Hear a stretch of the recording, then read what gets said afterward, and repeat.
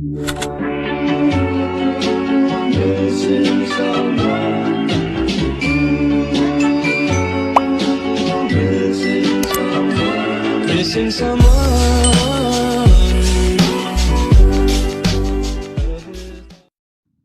Assalamualaikum warahmatullahi wabarakatuh. Hai teman-teman, perkenalkan nama saya Irma Lestari dari Prodi D3 Akuntansi di STIE Muhammadiyah Cilacap. Baik, kali ini saya akan membahas tentang siklus pengeluaran kas audit. Sebelum itu, kita harus tahu apa itu tujuan audit siklus pengeluaran.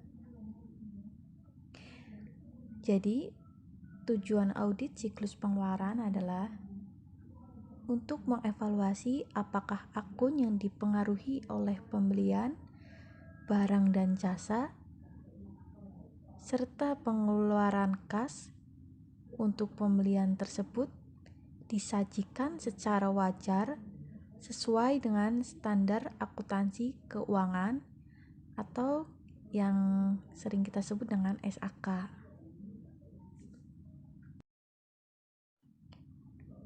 Ada 3 kelas transaksi dalam siklus pengeluaran kas. Apa saja? Yang pertama yaitu pembelian barang dan jasa. Yang kedua, pengeluaran kas. Yang ketiga, retur dan potongan pembelian.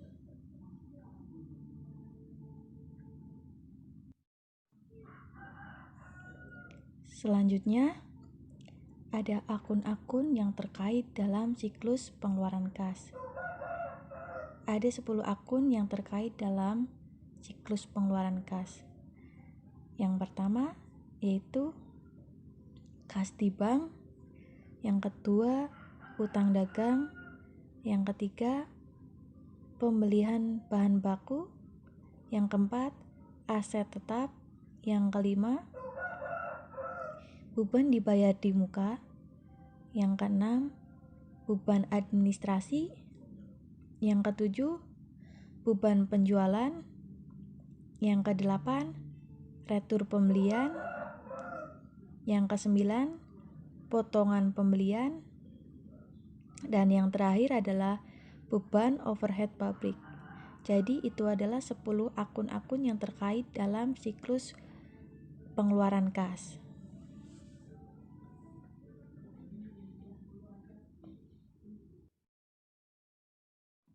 Baik, selanjutnya ada satu pertanyaan, yaitu kenapa resiko bawaan siklus pengeluaran itu tinggi? Apakah ada yang tahu? Jadi jawabannya adalah karena dipengaruhi oleh 3 faktor. Apa saja itu? Baik, yang pertama adalah volume transaksi yang tinggi. Yang kedua, pembelian dan pengeluaran tanpa otorisasi. Yang ketiga, pembelian aset yang tidak perlu. Selanjutnya adalah aktivitas pengendalian transaksi pembelian. Ada 14 aktivitas pengendalian transaksi pembelian. Yang pertama yaitu permintaan pembelian. Yang kedua, pesanan pembelian. Yang tiga, laporan penerimaan. Yang keempat, voucher. Yang kelima, faktur penjualan. Dan selanjutnya, yang keenam, laporan pengecualian. Yang ketujuh, ikhtisar voucher. Yang kedelapan, register voucher. Yang kesembilan, file induk pemasok. Yang ke-10, file pesanan pembelian. Dan yang ke-11 adalah file penerimaan. Yang ke-12, file transaksi pembelian. Yang ke-13, file induk hutang usaha. Dan yang terakhir adalah file penolakan. Jadi itu adalah 14 aktivitas pengendalian transaksi pembelian.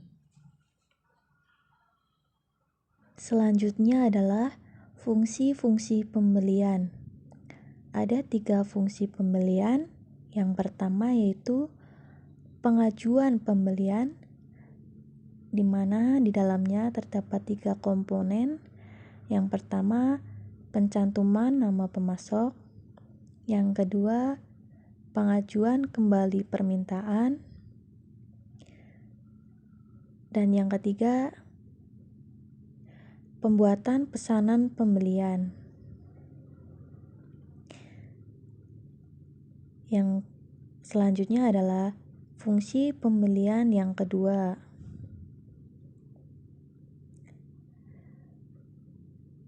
yaitu penerimaan barang dan jasa, di mana di dalamnya juga terdapat 3 komponen pokok, yang mana salah satunya yaitu penerimaan barang,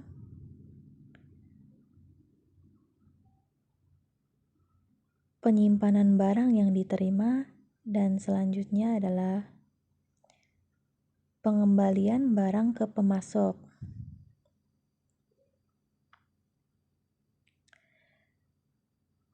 Dan fungsi pembelian yang ketiga adalah pencatatan kewajiban, di mana di dalamnya juga terdapat 3 komponen, yaitu yang pertama pembuatan voucher,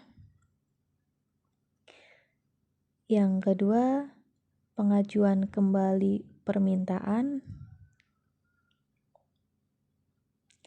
dan yang ketiga pertanggungjawaban atas transaksi yang telah dicatat. Jadi itu adalah fungsi-fungsi pembelian.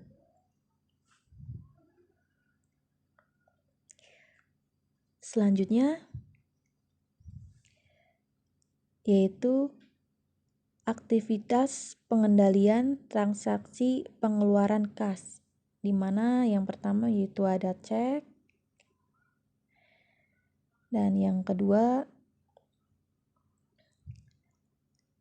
ada ikhtisar cek, yang ketiga ada file transaksi pengeluaran kas, yang keempat register cek. Jadi itu adalah aktivitas pengendalian pengeluaran kas.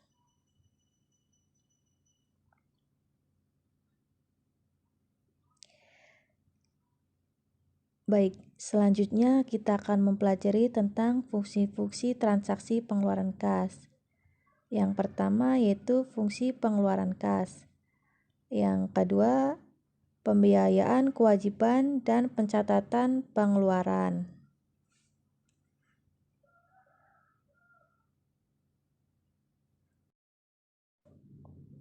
Selanjutnya kita akan mempelajari tentang salah saji potensial transaksi pembelian.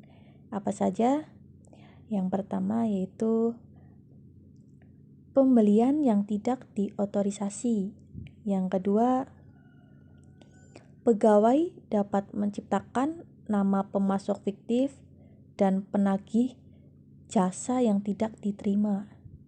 Yang ketiga, barang mungkin sudah diterima namun belum dicatat. Yang keempat, faktor pemasok yang sama dibayar 2 kali. Yang kelima, pembelian mungkin dicatat dalam periode akuntansi yang salah. Yang keenam, pembelian dibukukan secara tidak benar. Yang ketujuh, pembelian dibukukan pada akun yang salah. Dan selanjutnya, ada beberapa hal yang bisa menyebabkan salah satu potensial transaksi pembelian lagi. Yang pertama yaitu cek mungkin belum dicatat. Yang kedua, cek mungkin tidak dicatat dengan tepat. Yang ketiga, voucher mungkin dibayar 2 kali. Yang keempat, cek diterbitkan dengan jumlah yang salah. Yang kelima, kekeliruan dalam pencatatan cek. Yang keenam, pengeluaran kas untuk pembelian yang tidak diotorisasi. Jadi itu semua adalah potensi-potensi yang dapat menyebabkan salah satu potensial transaksi pembelian.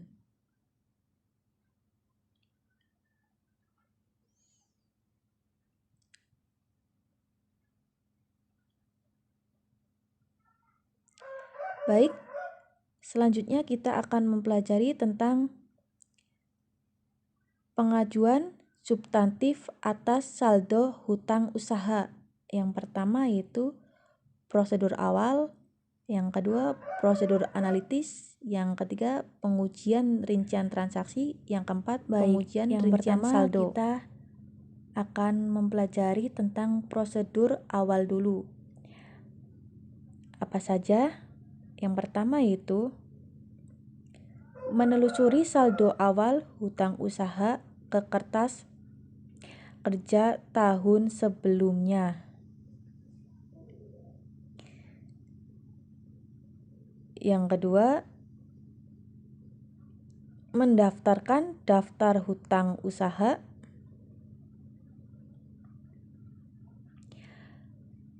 Selanjutnya, prosedur analisis. Prosedur analisis meliputi perhitungan rasio hutang usaha.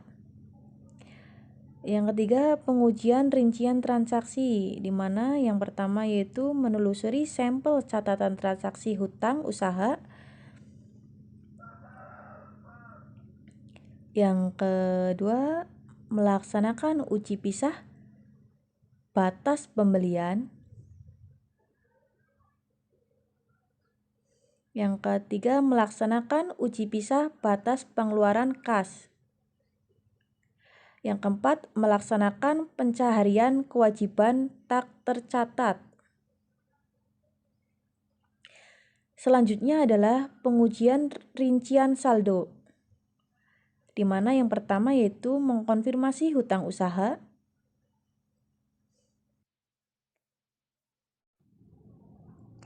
Yang kedua, merekonsiliasi hutang yang belum dikonfirmasi dengan laporan.